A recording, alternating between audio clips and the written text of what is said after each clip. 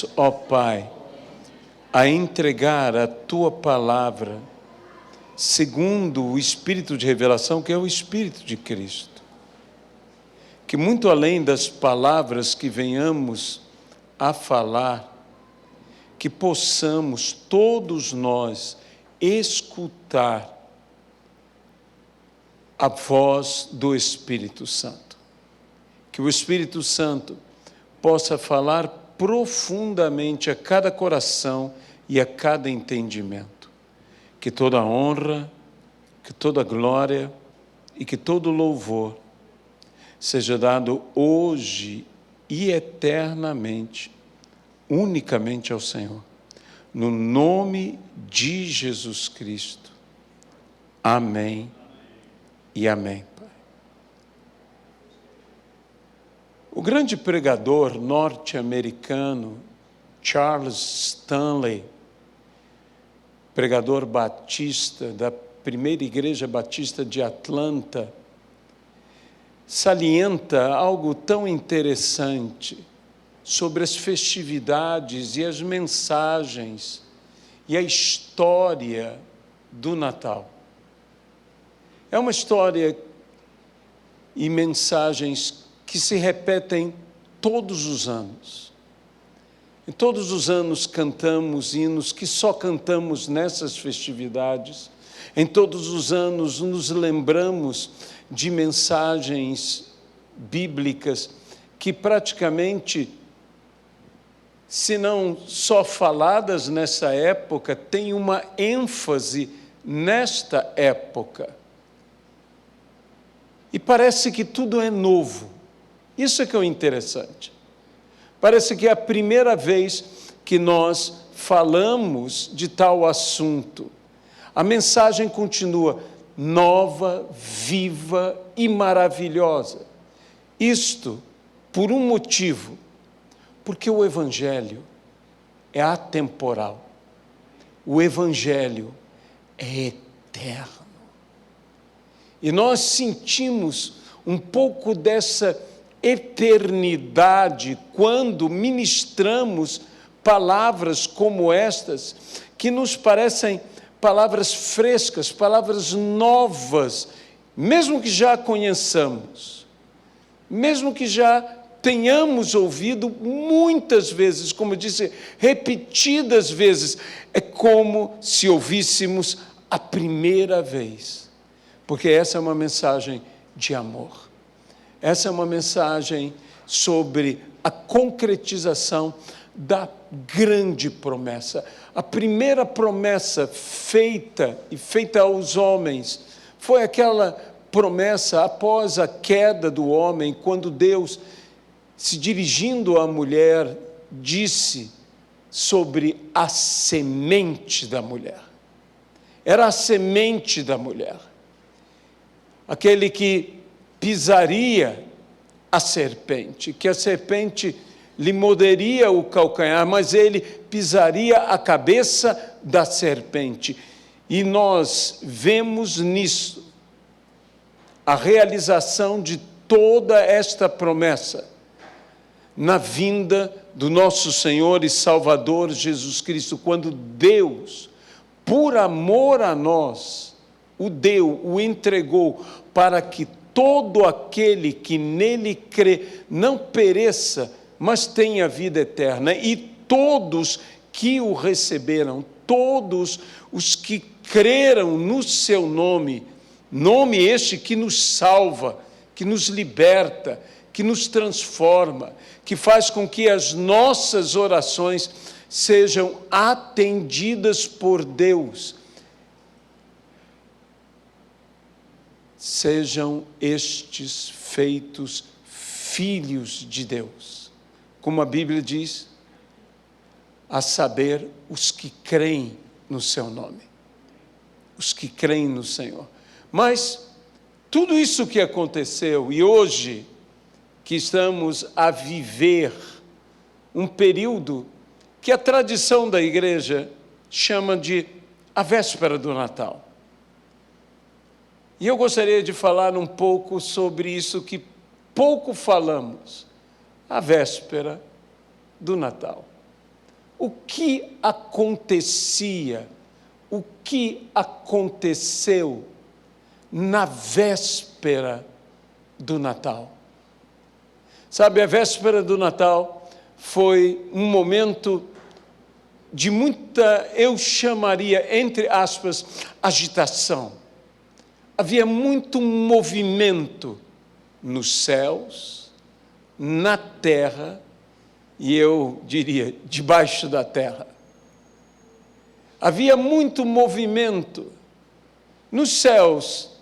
Creio que os anjos, pelo que eu sei da narrativa do Natal, que miríades de anjos, coros celestiais, apareceram, dando glórias a Deus, aos pastores, nas montanhas de Judá.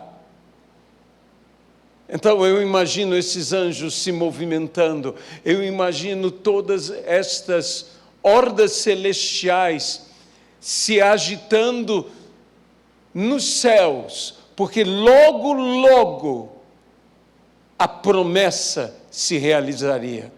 Logo, logo a grande promessa, a semente da mulher se manifestaria. Os anjos estavam ali.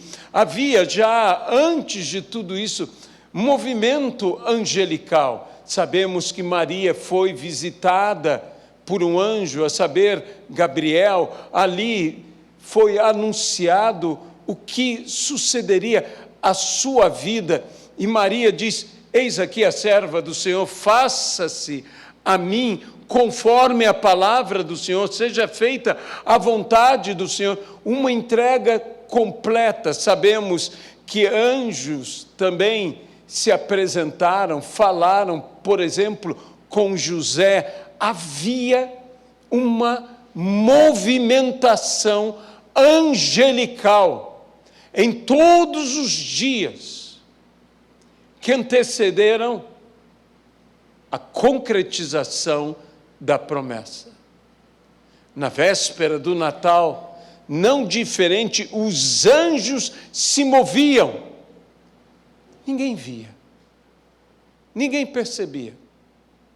Até aquele momento que eles se manifestaram lá junto às montanhas de Judá, junto aos pastores que nas horas da noite cuidavam dos seus rebanhos, ninguém percebia, mas os anjos estavam ali.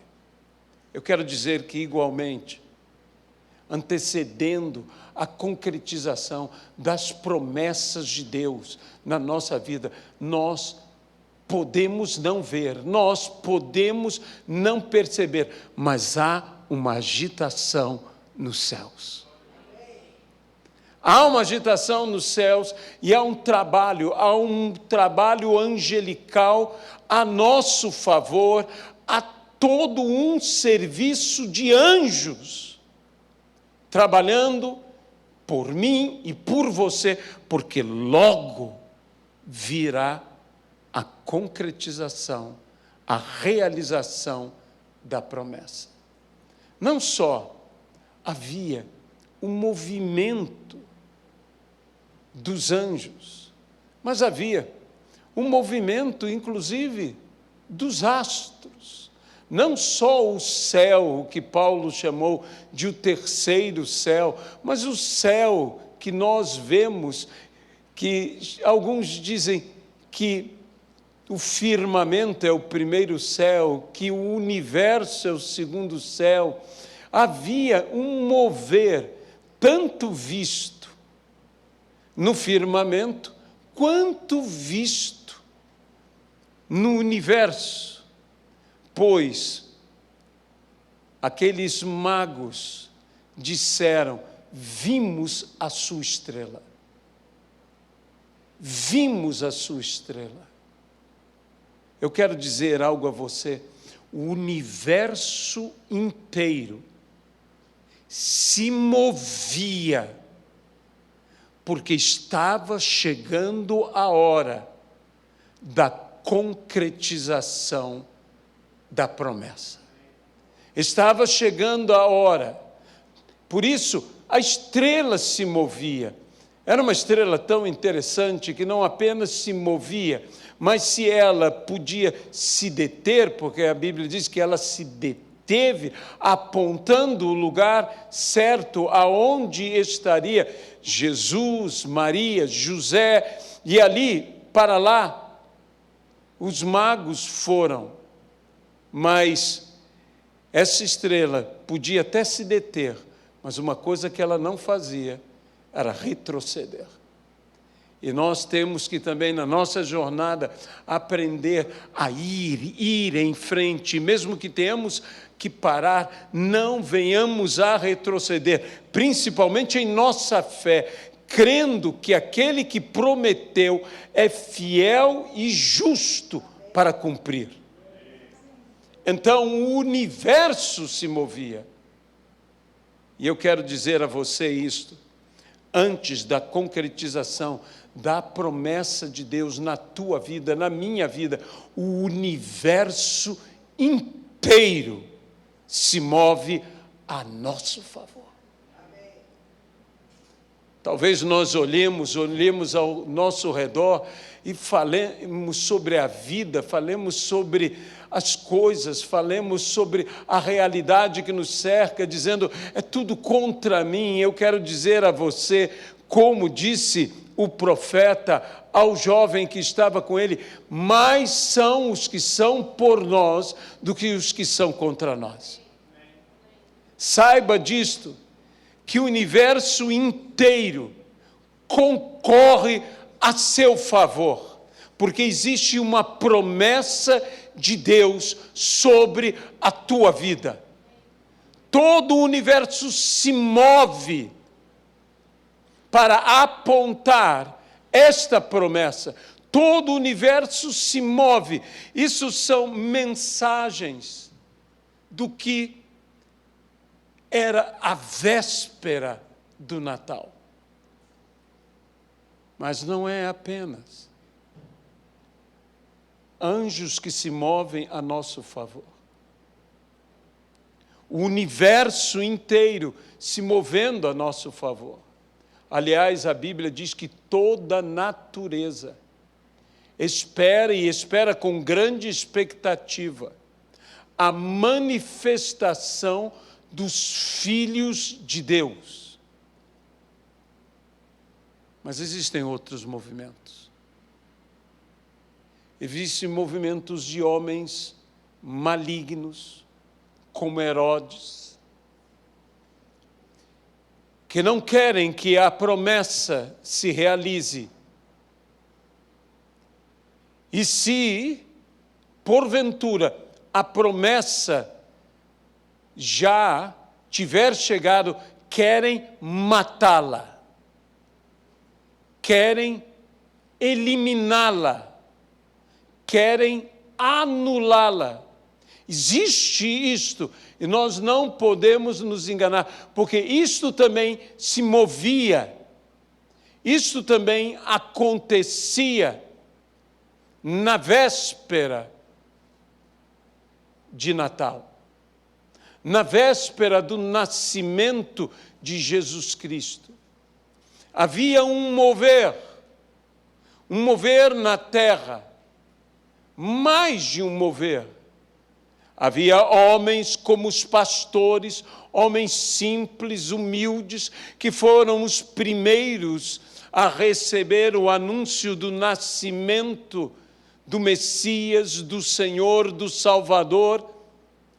Estes homens que ouviram aquela palavra extraordinária, paz na terra aos homens de boa vontade, aqueles a quem o Senhor quer bem.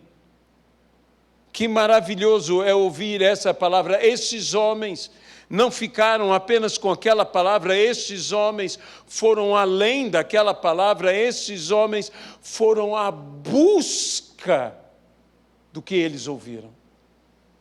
E nós também não podemos apenas ficar com uma palavra, nós temos que nos dispor a buscar aquilo que nos foi revelado. A promessa é verdadeira, a promessa se cumpre. Deus zela para cumprir todas as suas promessas. Há homens que estão se movendo alegres porque a promessa está chegando, mas há outros homens que estão se movendo com ódio porque as promessas estão se realizando. E querem acabar com a promessa, querem eliminar a promessa, querem matar a promessa.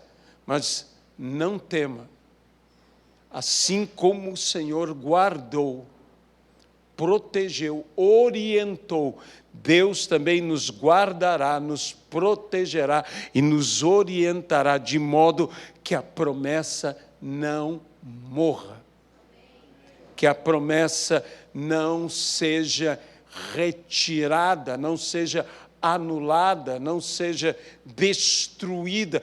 Deus nos orientará, Deus nos guiará, Deus nos guardará.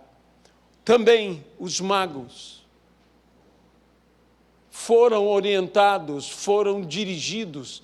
A Bíblia diz que quando eles viram e viram novamente a estrela, eles muito se alegraram. Se há aqueles que são movidos de ódios, que são movidos de rancor, há outros que muito se alegram. Que muito se alegram. E que venham ao nosso encontro, que venham ao encontro da promessa. E sabe, a promessa em si já era o maior dos presentes. Mas os magos trouxeram para honrar as promessas dos seus tesouros, presentes. Ouro, incenso e mirra. Eles deram os seus presentes. Isso quer dizer o seguinte: saiba que a promessa vem sempre acompanhada de outros dons, de outros presentes, de outras bênçãos. A promessa, ela não somente chega, ela cresce, mas quando ela chega em nossa vida, ela vem acompanhada de outros presentes, ou seja, Deus que nos abençoa com a promessa, trará pessoas que nos abençoarão com outras bênçãos, com outros presentes.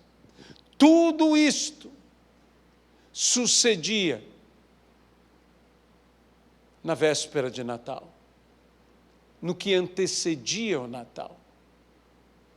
Como era agitado, como era movimentado, mas eu te garanto que assim como os anjos se moviam nos céus, os demônios se moviam no inferno. É interessante que o ministério de Jesus é um ministério em que nós encontramos uma manifestação constante entre as várias manifestações, a cura divina, os milagres extraordinários, prodígios, maravilhas, como a multiplicação dos pães, como transformar água em vinho, como andar sobre as águas, como a ressurreição dos mortos. Mas havia outra característica constante que Jesus até aponta como uma das evidências do reino de Deus estar sobre nós, que diz: se eu expulso demônios pelo dedo de Deus, sabei que sobre vós é chegado o reino de Deus. Meus irmãos, assim como os anjos se moviam nos céus, pode ter certeza que havia agitação no inferno. Os demônios, o próprio Satanás, eles se moviam, eles buscavam oportunidade, inflamavam o coração de homens brutais, como Herodes, a matar a promessa, a acabar de uma vez com a promessa. Eles possivelmente agiram de maneira terrível nos dias que antecediam, porque saiba do seguinte: o inimigo sabe que a promessa vai chegar à tua vida. O inimigo não fica assistindo, imóvel, o fato de você estar sendo abençoado. Mas nós devemos, como a Bíblia diz, resistirmos firmes na fé, certo de que provações iguais às nossas estão se cumprindo em todo o mundo, mas também sabedores de que, se nos submetermos a Deus, obedecermos ao Senhor e resistirmos ao diabo, o diabo fugirá de nós. Não tema a movimentação das trevas, não tema a movimentação do inferno, não tema nem o próprio diabo, nem o inferno inteiro em peso, porque maior é o que está em nós do que aquele que está neste mundo. De modo que todas essas coisas aconteciam. Havia todo um preparar. Como eu disse, algumas coisas nós não percebíamos, muitas vezes não estamos percebendo nem o mover dos anjos, e infelizmente, muito menos o mover das trevas. Mas as trevas estão se movimentando, porém os anjos também estão se movimentando. Saiba que essa luta entre trevas e luz está acontecendo, mas a Bíblia diz que as trevas não podem prevalecer contra a luz. A vitória é certa. Sabe,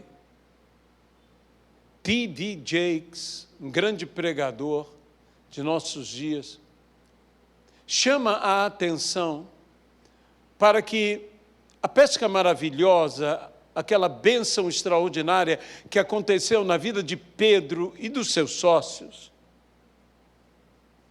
foi precedida por um dia de fracasso, por um dia de frustração, em que o próprio Pedro disse ao Senhor: Senhor, temos trabalhado a noite inteira, nada conseguimos. Muitas vezes, a abundância que vai chegar à sua vida, a bênção extraordinária que chegará na tua vida, é precedida por uma escassez inacreditável, por um momento de frustração, por um momento de dificuldade, por um momento de esforço em vão. Trabalharam a noite inteira. E a Bíblia então diz: nada conseguiram. Isso é altamente frustrante. Eu não sei se você considera isso altamente frustrante, mas eu considero isso altamente frustrante. Esforçar-se e não dar em nada. Como eu gosto da atitude daqueles pescadores. A atitude de chegar à praia, a atitude de estar lavando as suas redes, a atitude de estar consertando as suas redes, a atitude de estar desembaraçando as suas redes. Isso é a atitude de alguém que não desistiu. Sabe, uma das coisas mais importantes diante das frustrações, diante dos desafios, diante das nulidades que podem haver na nossa vida, diante dos fracassos, é não desistir. Que nós possamos falar como disse Neemias, nós não somos dos que retrocedem. Nós não somos dos que retrocedem. Dos que abandonam a rede, abandonam o barco, dos que deixam as coisas para lá. Nós não somos dos que retrocedem. Nós somos dos que avançamos.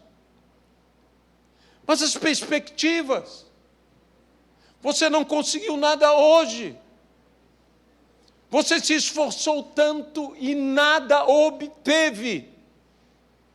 Não, amanhã será outro dia. Amanhã eu farei o que eu tenho que fazer. Eu me levantarei, eu irei para o meu barco, eu lançarei minhas redes, eu remarei, eu andarei até conseguir. Meus irmãos, eu quero dizer isso a você. Não desista até conseguir. Isso talvez tenha sido uma das características que Jesus viu naqueles homens, que eles não desistiriam. Sabe, não conseguiram um peixe, mas as suas redes foram avariadas, porque elas precisaram ser consertadas. Eles não conseguiram um peixe, mas as suas redes foram sujas, porque necessitaram ser limpas. Eles não conseguiram um peixe, mas as suas redes se enrolaram. Você já viu isso, que você não consegue nada a não ser sujeira, avaria e rolo? Quantas vidas, desculpe o trocadilho, que não conseguiram nada, mas um rolo conseguiram. As coisas enrolaram, as coisas pioraram. Então, a palavra que Deus nos dá é o seguinte: não desanime, se livre da sujeira, desenrole a sua rede, se livre do rolo, conserte o que tem que ser consertado e prepare-se, porque a bênção vem.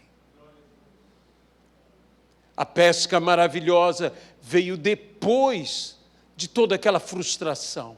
Veio depois, talvez, do maior fracasso. Às vezes, o maior sucesso é antecedido pelo maior fracasso. Mas, meus amados, quando nós temos o sucesso, o que importa o fracasso que veio antes? Você pode ter afundado, mas saiba que há uma promessa de Deus que nos tira, que nos levanta, que nos ergue, que Ele nos move de estarmos afundando e nos firma. A Bíblia diz que nos firma. Tirou-me do lamaçal. O que acontece no lamaçal? Você não apenas afunda, você é puxado. Você é puxado, você é como que sugado. Quantos de nós já não nos sentimos assim? Que estamos sendo puxados. Puxados. Eu não estou apenas afundando, tem algo que está me puxando, porque eu tento sair e não consigo. Mas a Bíblia diz: Ele me tirou. Não vou ser eu que vou me tirar. Ele me tirou e me firmou os pés sobre a rocha. Ali eu não vou afundar mais. Ali eu não vou cair, porque eu estarei firme com os pés sobre a rocha. E a Bíblia diz: não serei abalado. Esta firmeza prometida a nós é uma firmeza que nos torna inabaláveis. Você estará tão firme que nada poderá te abalar. Mas a promessa não está apenas em não sermos abalados. A Bíblia diz: caiam 1000 ao teu lado e 10.000 à tua direita, tu não serás atingido. Essa é uma promessa estranha para mim. É a promessa de sermos inatingíveis. Aleluia. Inatingíveis. Não apenas inabaláveis, mas inatingíveis. A Bíblia nos diz que se nós formos corajosos para cumprir toda a palavra de Deus, não apenas tudo que fizermos prosperará, mas a Bíblia nos diz, promessa de Deus a Josué, que tomamos posse para nós. Ninguém poderá te resistir todos os dias da sua vida. Nós seremos irresistíveis. Irresistíveis. Ninguém poderá, em outra palavra, fazer frente a ti. Ninguém poderá te deter. Ninguém poderá te vencer. Você será irresistível. Uma vez que você avance, ninguém poderá te deter. Apenas tenhamos a coragem de estudar, conhecer e viver as palavras de Deus em nossa vida. E estas promessas se cumprirão nas nossas vidas. Realmente, a véspera de Natal estava numa agitação só, mas ninguém percebia. Ninguém percebia. Aqueles que levavam com eles a promessa, na véspera de Natal, sentiram algo antes que a promessa chegasse. Sentiram, e Maria sentiu dores. Você há de convir comigo que esta foi outra coisa que aconteceu na véspera de Natal. Maria sentiu dores. Embora José não sentisse as dores de Maria, José deveria estar aflito com as dores de Maria. Havia aflição e havia dor nos que levavam com eles a promessa. Às vezes nós pensamos que a promessa está para vir e que não sentiremos nada, que será tudo muito tranquilo. Afinal de contas, Deus prometeu nos dar. Eu sou imbatível. Eu sou inabalável. Eu sou irresistível. Eu sou inatingível. Mas eu tenho dor. Mas eu tenho aflição. Por quê? Porque eu estou levando a promessa, e para que a promessa realmente venha a surgir, isso acontecerá comigo. Nem tudo será fácil para que a promessa se realize. E, de igual modo, nem tudo é fácil para que as promessas se realizem em nossa vida. Venha comigo ao nascimento de Jesus, a narrativa que se encontra no livro de Lucas, no capítulo de número 2.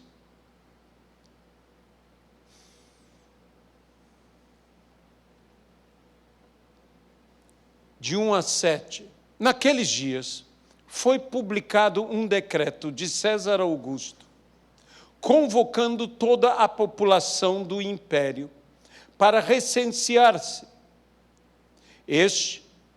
O primeiro recenseamento, foi feito quando Quirino era governador da Síria. Todos iam alistar-se, cada um à sua própria cidade.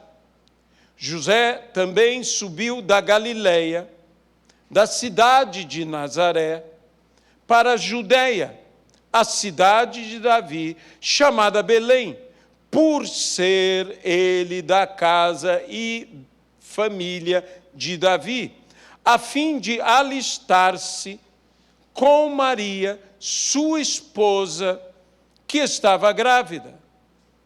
Estando eles ali, aconteceu completarem-se-lhe os dias. E ela deu à luz o seu filho primogênito, enfaixou-o e deitou numa manjedoura, porque não havia lugar para eles na hospedaria. Outra coisa que antecede a vinda da promessa é que nós podemos não saber, mas os poderes dominadores desta terra, deste mundo,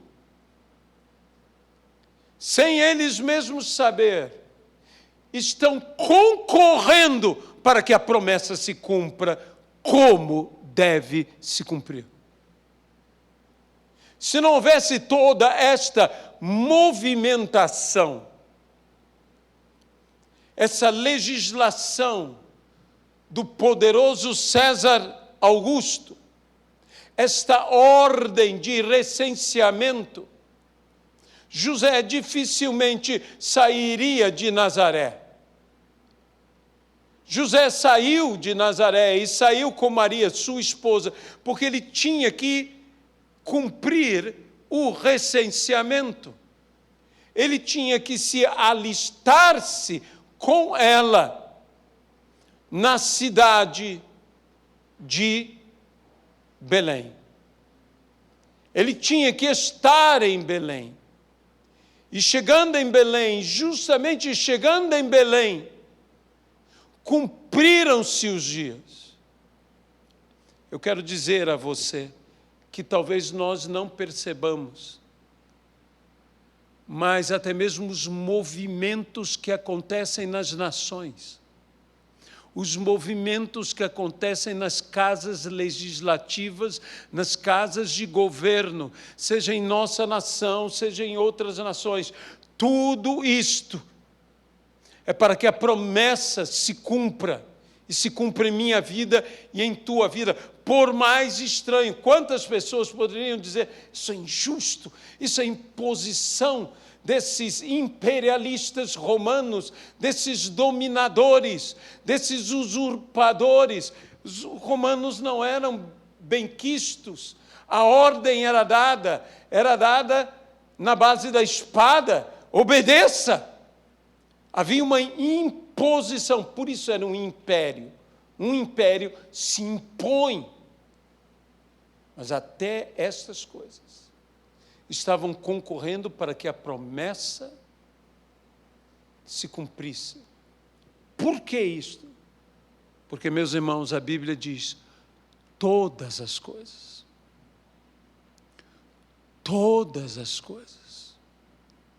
cooperam para o bem dos que amam ao Senhor, que foram chamados segundo o seu propósito. Tudo coopera neste propósito, no propósito da promessa. A palavra promessa e a palavra propósito são palavras que andam juntas, elas são correlacionadas dentro das Sagradas Escrituras. Se você quer saber o propósito, descubra as promessas. Se você quer saber as promessas, descubra o propósito, porque eles andam juntos, estão sempre juntos. Mas, por fim, tendo vindo a promessa, a Bíblia diz que alguma coisa também antecedeu. não havia lugar. Não havia lugar. Não havia lugar para eles. Não havia lugar para eles que carregavam a promessa. Não havia lugar para a própria promessa. Não havia lugar. E às vezes nós pensamos que a promessa depende de lugar. Que a promessa depende da realidade ao nosso redor. Não, meus irmãos. A promessa depende de Deus. E eu vou dizer algo que eu já disse aqui uma vez e quero repetir. Se não se encontrasse lugar nenhum para Jesus nascer, ele teria nascido de qualquer maneira. Ele teria nascido na rua, mas ele teria nascido. Não ter lugar não é impedimento para que a promessa surja. Não tem lugar em minha vida, não tem lugar na minha realidade de vida. Como a promessa vai chegar? Eu não tenho lugar. Não, a promessa vai nascer, com ou sem lugar. Ela virá para todos nós. A promessa independe de circunstâncias, independe de lugar, ela depende completamente de Deus. Quando eu penso que não houve lugar para Maria, para José, para Jesus, eu não estranho que às vezes também não há lugar para nós. Você já se sentiu sem lugar? Às vezes a gente se sente isso no meio social. Esse não é o meu lugar, eu não me sinto bem nesse lugar, não tem lugar para mim aqui. Você já usou essa expressão, não tem lugar para mim aqui. Não se preocupe, você não está sozinho, está bem acompanhado. José, Maria e Jesus. Por muitos motivos não há lugar. Não há lugar para nós. Por muitos motivos. Eu não creio que aquele povo fosse um povo ruim. Aquele povo era um povo hospitaleiro. O problema é que a cidade, nós vemos isso pelo paralelo, estava cheia. Sabe que, por vezes, porque não há lugar para Jesus, é porque a lotação está completa. Às vezes não há lugar para Jesus, desculpe-me dizer assim, na minha vida, na tua vida, porque nós enchemos tanto a nossa vida de tantas coisas, que não há lugar para Jesus. Me chama a atenção na igreja de Laodiceia, que Jesus batia do lado de fora, batia à porta. Não havia lugar para Jesus, nem na igreja havia lugar para Jesus. Se alguém ouvir a minha voz, se alguém abrir a porta, eu entrarei em sua casa. Cearei com ele e ele comigo. Mas não havia lugar para Jesus. Porém, eu percebo que alguém abriu um lugar. Na manjedoura. Nós todos temos na nossa mente, por causa da sociedade em que vivemos, graças especialmente a um bondoso italiano, que, para ensinar a um povo analfabeto sobre o Natal, criou o presépio de Natal.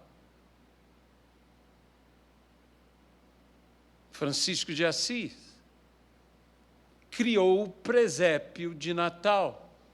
O presépio de Natal não foi criado para ser adorado, foi criado para ensinar a um povo analfabeto o Natal. Os primeiros presépios de Natal foram feitos, e por isso nós temos essa ideia de um jumentinho, um burrinho, uma vaquinha, e essas coisas assim no presépio de Natal.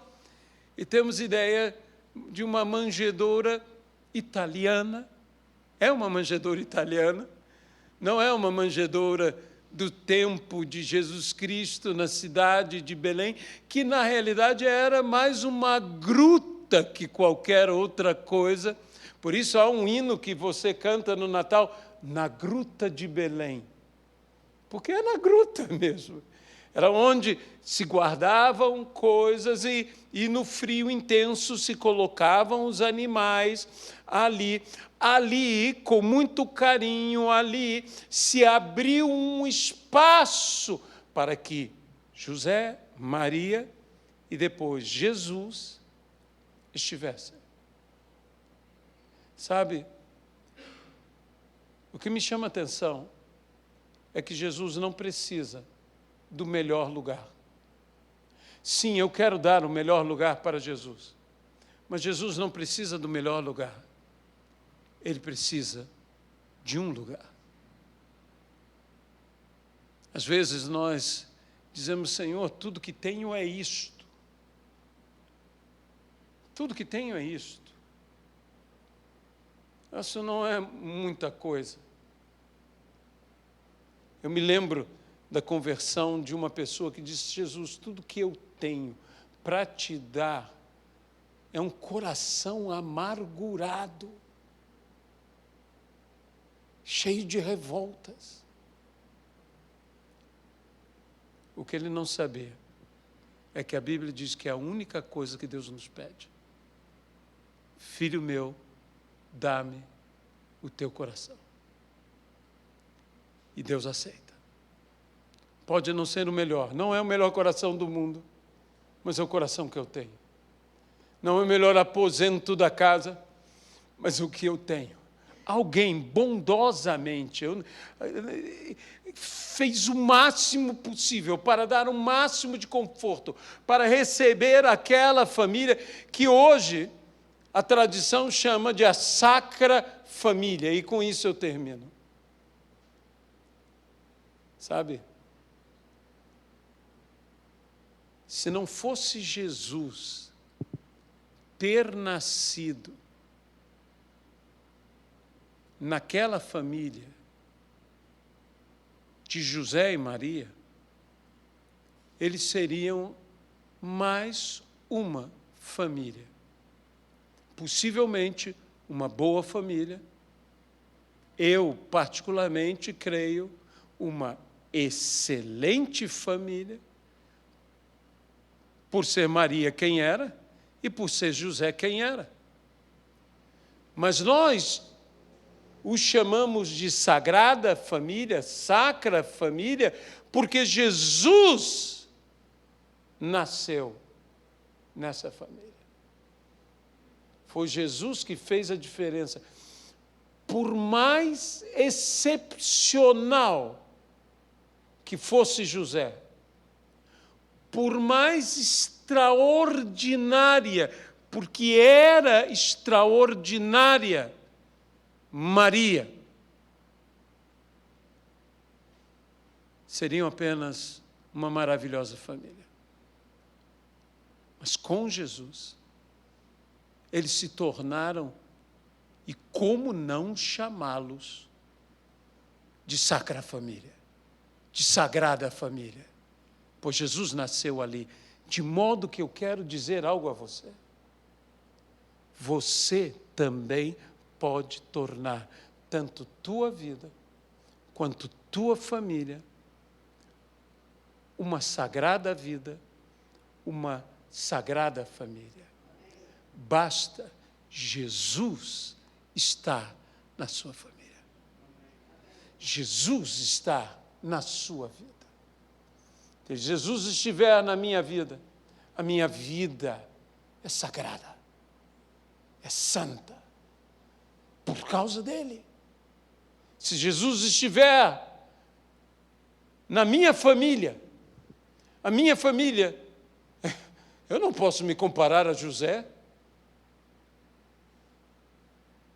eu não posso me comparar a ele, eu não sei qual é a visão que você tem de José. Eu imagino um homem íntegro, um homem maravilhoso, um homem, um cuidador como nenhum outro cuidador há. Deus não escolheu qualquer um. É com Maria. Quem pode se comparar com Maria de nós? Ela recebe a visita de anjos. Ela ouve uma palavra impossível de crer. Como isso acontecerá sendo eu ainda virgem? A virgem conceberá e dará à luz um filho. E lá estava Maria, pronta para abrir mão de algo que lhe era tão precioso, sua própria reputação, porque ela se tornaria mãe solteira.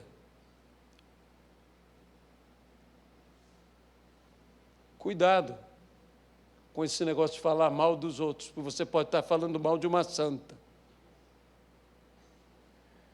Porque eu imagino que gente falou mal de Maria, estava falando mal de uma santa mulher, não tinha cometido erro algum. Algum. Quem pode se comparar? Eu tiro o chapéu para a fé dessa jovem Maria e para sua entrega absoluta. Mas uma coisa eu digo, se Jesus não tivesse nascido lá, essa não seria senão uma família boa, maravilhosa, diferenciada, mas não seria a Sacra Família. Foi Jesus que mudou tudo. E é Jesus que muda tudo. Na vida de Maria, na vida de José, a vida de Maria nunca mais foi a mesma vida, ela nunca mais seria a mesma pessoa, porque Jesus entrou na sua vida. José nunca mais teria a mesma vida, porque Jesus entrou na sua vida. E a sua vida e a minha vida nunca será a mesma vida, pelo mesmo motivo, porque Jesus está na nossa vida. E Ele é a promessa. E nele nós temos todas as promessas. Amém? Amado e querido Deus, nós nos entregamos em Tuas mãos e pedimos, ó Deus, que de fato entendamos que antes da manifestação das promessas, existe todo um mover nos céus, um mover na terra, e o mover até no inferno. Mas nada impedirá que a promessa de Deus se cumpra na vida de cada um de nós. É a véspera. É aquilo que antecede o momento do cumprimento das tuas promessas. Que o Senhor entre, e se hoje alguém deseja abrir o seu coração para que Jesus entre em sua vida e em sua casa, em sua família, para que possamos viver o que a Sagrada Família viveu, que nós possamos realmente, ó Pai, abrir lugar para Jesus nascer. No nome de Jesus Cristo. Amém e amém.